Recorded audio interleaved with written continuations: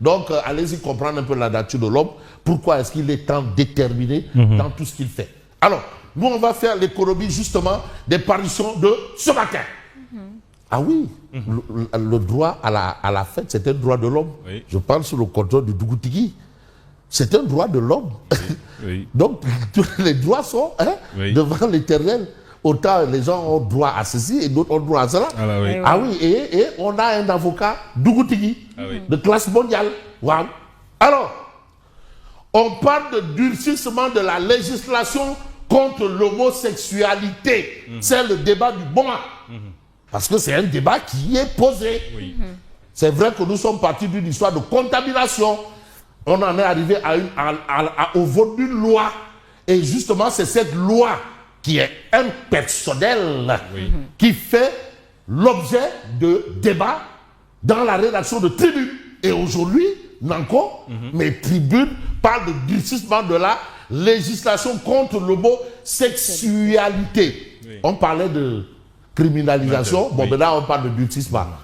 En tout cas, le Sénégal face au casse-tête des athlètes et participants LGBT des JOJ. Voilà un débat. Il faut toujours le faire parce que quand vous prenez une disposition, il faut évoquer les tenants et les aboutissants. Il y a un grand événement, et d'ailleurs premier du genre en Afrique, les JOJ.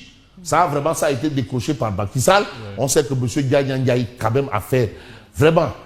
Alors, le Sénégal face au casse-tête des athlètes et participants LGBT des JOJ. Un climat juridique incompatible avec la charte olympique.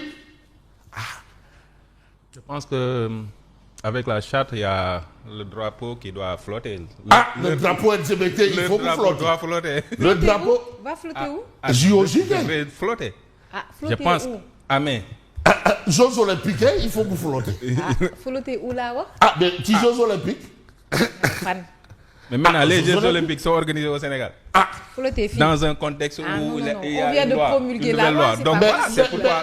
Mais les Jeux olympiques là, mais prennent en compte ce fait.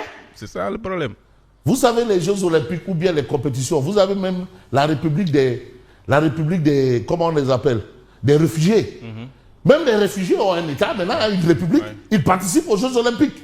Les réfugiés, et dont le président, c'est le secrétaire général des Nations Unies. Mais je pense que la Russie a su gérer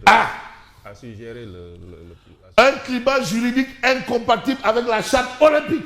Parce qu'il y a une charte olympique. La charte olympique.